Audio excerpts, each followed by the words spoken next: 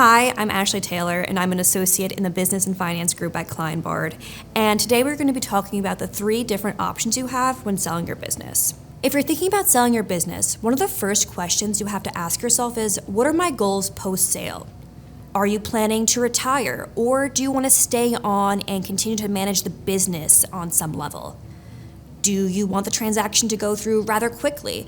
Or are you willing to take your time in order to find the right buyer that's a good cultural fit for your company? There are typically 3 different types of buyers for your business, and each one of them has their own benefits and considerations.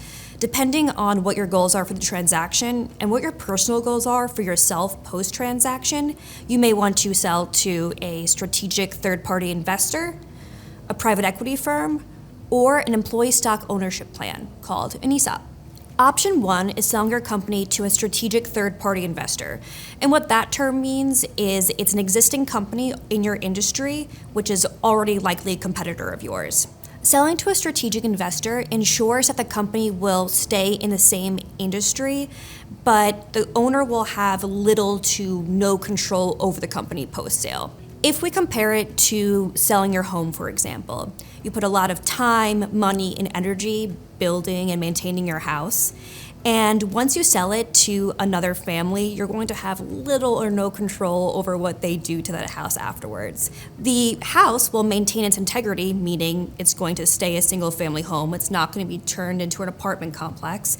But the new family might decide to paint the house bright orange, and that is completely outside your control. Option 2 is selling to a private equity firm.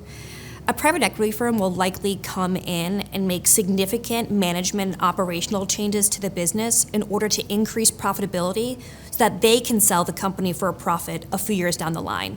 In this instance, the private equity buyer is more like a house flipper. They're going to come in, make significant renovations, and eventually sell the house for a profit.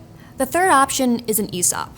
So if you're an owner and you're nervous about relinquishing control over your company, selling to an ESOP may be your best option. Selling to an ESOP allows the owner of a business to sell their interest in the company and enjoy certain tax advantages while still maintaining control over the management of the company post-transaction.